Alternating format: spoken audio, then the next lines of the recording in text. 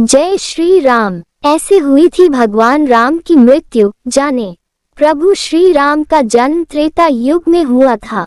एक अनुमान के अनुसार उनका जन्म 5114 ईसा पूर्व माना जाता है। कहते हैं जिसने धरती पर जन्म लिया है उसका मरण निश्चित है। भगवान श्री राम ने भी धरती पर मनुष्य के रूप में अवतार लिया था। कई जगहों पर राम जी की मृत्यु या बैकुंठ धाम जाने का अलग अलग वर्णन मिलता है। भगवान राम की मृत्यु के बारे में जो कथाएं मिलती हैं, उनमें से कुछ कथाएं इस प्रकार हैं।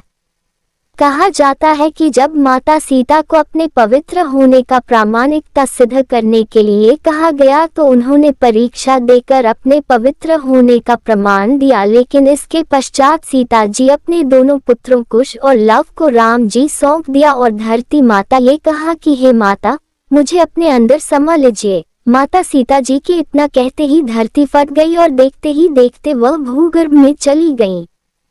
सीता जी के इस तरह से चले जाने के कारण राम जी व्यथित हो उठे और यमराज की सहमति से सरयू नदी के तट पर गुप्तार घाट में राम जी ने जल समाधि ग्रहण कर ली। राम जी की मृत्यु के बारे में एक अन्य कथा भी मिलती है जिसके अनुसार हनुमान जी की अयोध्या में अनुपस्थिति के समय यमदेव ने नगर में प्रवेश किया और संत का रूप धारण कर वे राम जी पास उनके महल में गए। संत वेश धारण किए हुए यमदेव ने श्री राम से कहा कि हम दोनों के बीच की वार्ता गुप्त रहेगी। वे राम से एकांत में बात करना चाहते थे।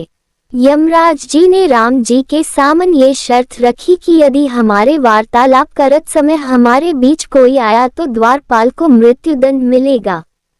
राम ने वचन दे दिया, लेकिन उस समय हनुमान जी वहां उपस्थित नहीं थे, जिसके कारण लक्ष्मण जी को द्वारपाल बनाकर खड़ा किया गया।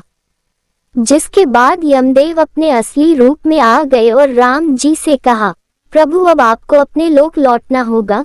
धरती लोक पर आपका जीवन पूर्ण हो चुका है। अभी वार्तालाप चल ही रही थी। ऋषि दुर्वासा वहां पधारे और लक्ष्मण से द्वार के भीतर अंदर जाने की हठ करने लगे।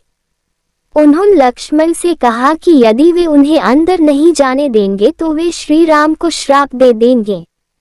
लक्ष्मण जी दुर्वासा के क्रोध से भली भांति परिचित थे। वे अब दुविधा में आ गए। आज्ञा का उल्लंघन करके ऋषि को अंदर जाने देते हैं तो मृत्युदंड मिलेगा, और अगर वे दुर्वासा को अंदर प्रवेश नहीं करने देते हैं तो ऐसे में प्रभु राम को श्राप दे देंगे और अपने प्राणों की चिंता न करते हुए दुर्वासा को अंदर जाने की अनुमति दे दी। वार्तालाप भंग हो गई। राम जी सोचने लगे कि अब उन्हें अपने प्रिय अनुज लक्ष्मण को मृत्युदंड देना होगा। उन्होंने लक्ष्मण को राज्य निकाला दे दिया, लेकिन लक्ष्मण ने अपने भ्राता के वचन को तोड़ना नहीं चाहते थे। वचन को पूरा करने के लिए उन्होंने सरयू नदी में जल समाधि ले ली। लक्ष्मण की सरयू नदी में समाधि लेने से राम जी अत्यंत दुखी हो गए और उन्होंने भी जल समाधि लेने का निर्णय कर लिया। माना जाता है कि जब राम जी ने सरयू नदी में जल समाधि ली तो उस समय हनुमान, जामवंत, सुग्रीव, भरत, शत्रुघ्न आदि सभी लोग उनके साथ वहीं पर उपस्थित थे। श्री राम जी के सरयू नदी के अंदर समाने के तत्पश्चात नदी के भीतर से भगवान विष्णु प्रकट हुए और उन्होंने अपने भक्तों को दर्शन दिए। इस प्रकार से राम जी ने अपना स्थूल रूप त्याग दिया और अपने वास्तविक स्वरूप अर्थात विष्णु जी का रूप धारण किया, और इस तरह से राम जी ने वैकुंठ धाम की ओर प्रस्थान किया।